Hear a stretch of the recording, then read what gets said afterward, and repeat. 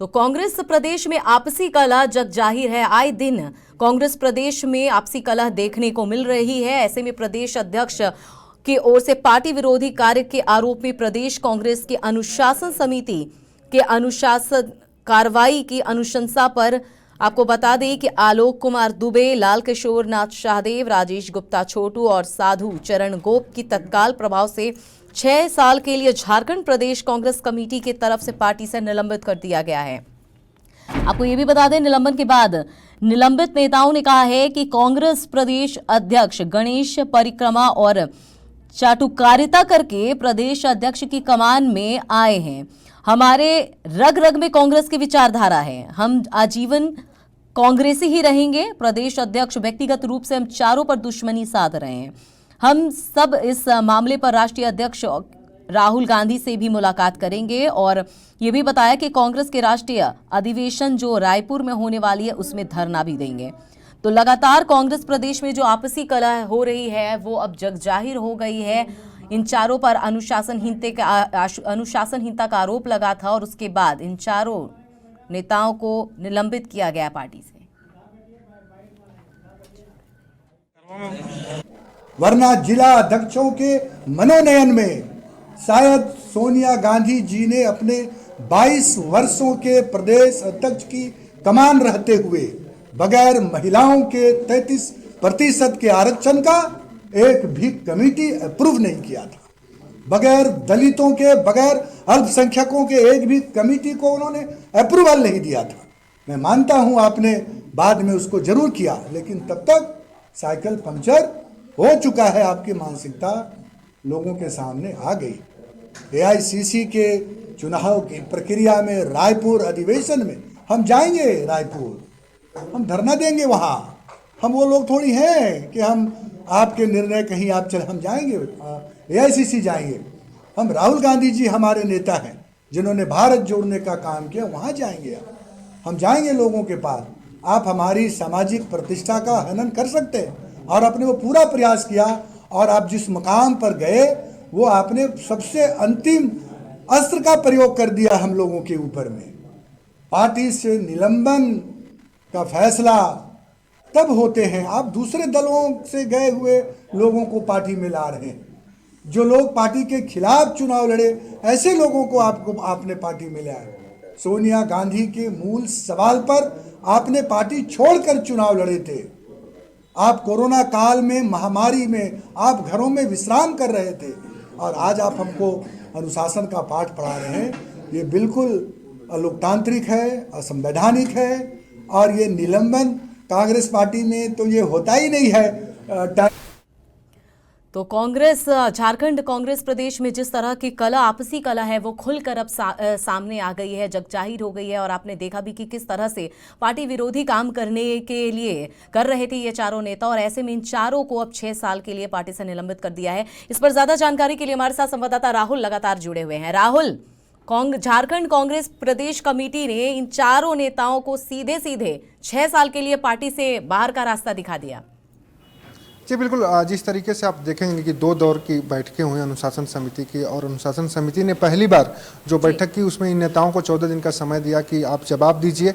हालांकि कुल 7 नेताओं पे अनुशासनहीनता का आरोप लगा था। हालांकि 3 जो नेता थे उन्होंने जवाब दिया था। 3 नेताओं के जवाब से अनुशासन समिति संतुष्ट हुई और जो 4 नेता हैं, आलोक दुबे, लाल किशोर नाथ शाहदेव, डॉक्टर राजेश गुप्ता छोटू और साधु चरण गोप, इन पर जो आरोप लगे थे इनके जवाब से पार्टी संतुष्ट नहीं थी। हालांकि इन नेताओं का आरोप है कि लगातार प्रदेश अध्यक्ष हमें टारगेट कर रहे हैं और अपनी एक तरह से कहें कि द्वेष के भावना में हम पर कार्रवाई हुई। हालांकि जब 2 दौर की बैठकें हुई थी अनुशासन समिति की, इसके पहले जब अनुशासन समिति की बैठक हुई तो उस समय अनुशासन समिति ने प्रदेश अध्यक्ष को अनुशंसा की थी इनके निष्कासन की। उसके बाद जब दूसरे दौर की बैठक हुई और जो नेताओं के जवाब आए थे उससे 3 नेताओं को क्लीन चिट देते हुए जो इन 4 नेता थे इनके निष्कासन के लिए, निलंबन के लिए जो है अनुशंसा प्रदेश प्रभारी से की गई थी। हालांकि आप देखेंगे कि जिस तरीके से राष्ट्रीय अध्यक्ष कार्यक्रम साहिबगंज में हुआ उसके पहले से ही जो है प्रदेश प्रभारी को इनकी निलंबन और निष्कासन के लिए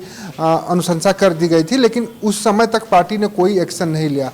लेकिन जैसे ही प्रदेश राष्ट्रीय अध्यक्ष का कार्यक्रम खत्म हुआ उसके 1 दिन बाद ही इनका निलंबन कर 6 सालों के लिए पार्टी से निलंबन का नोटिफिकेशन जारी हो गया। हालांकि नेताओं का कहना है कि पार्टी 2024 अगला आगे चुनाव है, रामगढ़ में उपचुनाव होने हैं, ऐसे में हम लोगों का निष्कासन करना कहीं न कहीं पार्टी को बैकफुट पे ले जाना है और प्रदेश अध्यक्ष राजेश ठाकुर जानबूझकर ऐसा कर रहे हैं। हालांकि इन नेताओं का सीधा आरोप है कि प्रदेश अध्यक्ष जो है अपनी अभिशाप की आग जो है हम पर थोप रहे हैं और एक द्वेष की भावना से हम पर कार्रवाई हो। लेकिन अब सारी चीजें देखनी होगी। लेकिन एक बात अमिता यहाँ महत्वपूर्ण है कि ऐसे में रामगढ़ में उपचुनाव है, उपचुनाव के दौरान इन 4 नेताओं को निष्कासन करना कहीं न कहीं पार्टी के लिए एक बड़ा दिक्कत का सामना करना पड़ सकता है। जी, उसके बाद ही कमेटी ने ये डिसीजन लिया और उसके बाद बाहर का रास्ता दिखा दिया पार्टी से। लेकिन अब इनके लिए कितनी ज्यादा मुश्किलें और बढ़ सकती हैं, क्योंकि आपने ही कहा कि आगामी चुनाव है, आगामी चुनाव को लेकर पार्टी की अपनी रणनीति होती है, लगातार पार्टी को मजबूत करने का काम किया जाता है। क्या लगता है कि ये इनके लिए कितना आगे जाके नुकसान साबित हो सकता है, इनके लिए कितनी मुश्किल हो सकती है? इन नेताओं के लिए नुकसान तो हो ही सकता है अमिता, क्योंकि देखिए जो भी नेता हैं काफ़ी पुराने नेता हैं, पार्टी के प्रवक्ता रह चुके हैं, पार्टी के महासचिव 2 नेता थे, लाल किशोर सहदेव को छोड़ दीजिए तो तीनों नेताओं को जो नई लिस्ट जारी उसमें उनको पद मिला था। उसके अलावा अगर हम बात करें तो आलोक दुबे हटिया से उपचुनाव भी लड़ चुके हैं।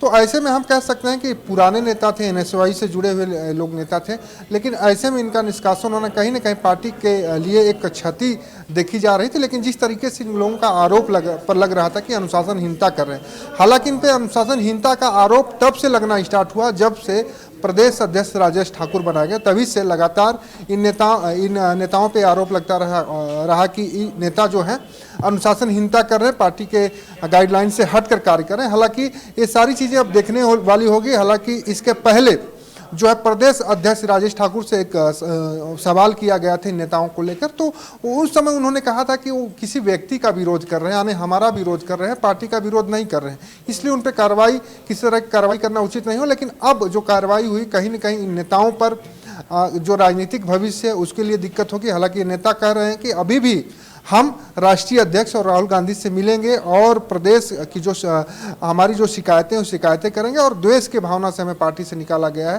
राजेश ठाकुर जो प्रदेश अध्यक्ष है इंटेंशनली हम लोगों पर वार किए हैं और हमें निकाले। तो ये सारी चीज़ें अब देखने वाली बात होगी कि अब ये शीर्ष नेतृत्व से जाके मुलाकात करते हैं। इससे पहले भी शीर्ष नेतृत्व से 4 नेता मुलाकात की है, मुलाकात करते हैं, उस समय क्या कुछ निकल के आता है, सारी चीज़ें देखने वाली होगी। फिलहाल कि अगर हम कहें तो रामगढ़ में उपचुनाव है, उपचुनाव के दौरान इन 4 नेताओं पर कार्रवाई होना कहीं ना कहीं पार्टी को थोड़ा सा हो सकता है कि नुकसान हो, क्योंकि जो पुराने नेता हैं, जो पुराने लीडर्स जुड़े हुए हैं, वो भी इस कहीं ना कहीं फैसले से हो सकता है कि आहत हो और वो आहत का परिणाम जो है रामगढ़ के उपचुनाव में कांग्रेस को झेलना पड़ सकता है। चलिए, तमाम जानकारी के लिए बहुत बहुत शुक्रिया राहुल। तो जिस तरह से कांग्रेस, झारखंड कांग्रेस प्रदेश कमेटी में हम देख रहे हैं कि जो आपसी कलह है वो खुलकर सामने आई और उसका नतीजा आप सबके सामने है। हालांकि इन 4 नेताओं पर अनुशासनहीनता का आरोप लग रहा था, पार्टी के विरोध काम करने के आरोप लग रहे थे और उसी के बाद कांग्रेस कमेटी ने, झारखंड कांग्रेस कमेटी ने यह निर्णय लिया और इन 4 नेताओं को पार्टी से बाहर का रास्ता दिखा दिया, 6 साल के लिए इन्हें निलंबित कर दिया है।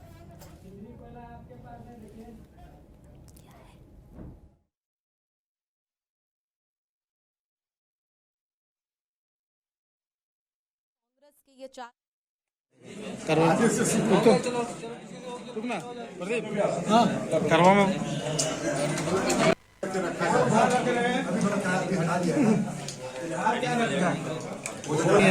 खराब कर देगा, करवा रुकना प्रदीप, करवा में